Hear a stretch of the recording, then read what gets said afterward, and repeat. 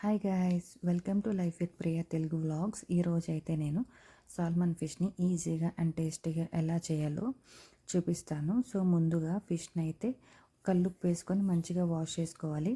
తర్వాత 2 ఆనియన్స్ 3 పచ్చిమిర్చి అయితే తీసుకున్నాను. ఆనియన్స్ అయితే పేస్ట్ చేసేసుకోవాలి. తర్వాత ప్యాన్ పెట్టుకొని ఆయిల్ వేసుకొని ఆయిల్ హీట్ అయిన తర్వాత కొంచెం మెంతులు అయితే యాడ్ చేసుకోవాలి. మెంతులు కొంచెం ఫ్రై అయిన తర్వాత కరివేపాకు పచ్చిమిర్చి యాడ్ చేసుకొని ఒకసారి ఫ్రై చేసుకోవాలి.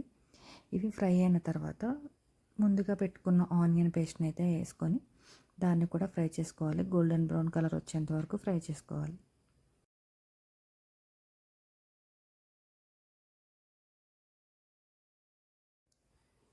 తర్వాత చిన్న సైజు చింతపండు అయితే తీసుకొని నానబెట్టుకోవాలి.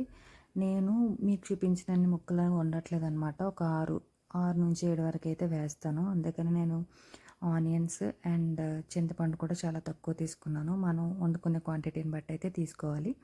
తర్వాత ఇక్కడ నేను పసుపు అయితే యాడ్ చేసుకుంటున్నాను.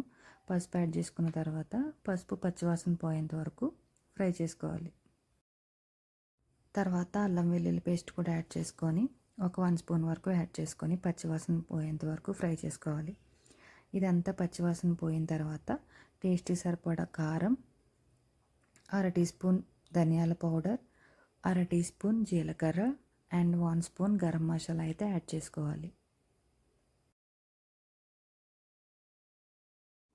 తర్వాత టేస్ట్కి సరిపడా సాల్ట్ కూడా యాడ్ చేసుకొని ఇవన్నీ బాగా మిక్స్ చేసుకోవాలి.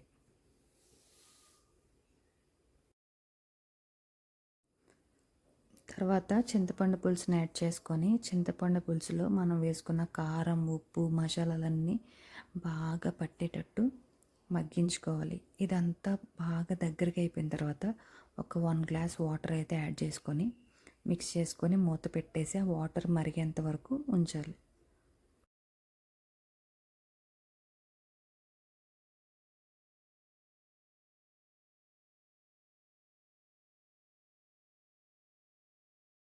ఆ పులుసు అంతా ఇలా మరుగుతున్న టైంలోనే మనం చేప ముక్కలు అయితే యాడ్ చేసేసుకోవాలి. అన్నీ ఒక్కొక్కటిగా స్ప్రెడ్ చేసుకొని మీడియం ఫ్లేమ్లో మూత పెట్టేసి ఒక 5 మినిట్స్ పాటు కుక్ చేసుకుంటే మనకి కర్రీ రెడీ అయిపోతుంది. గరిటె పెట్టి తిప్పకుండా కడాయినే అలా తిప్పుకుంటూ మూత పెట్టి మధ్య మధ్యలో తిప్పుకుంటూ కుక్ చేసుకుంటే మనకి సాల్మన్ ఫిష్ చాలా టేస్టీగా రెడీ అయిపోతుంది.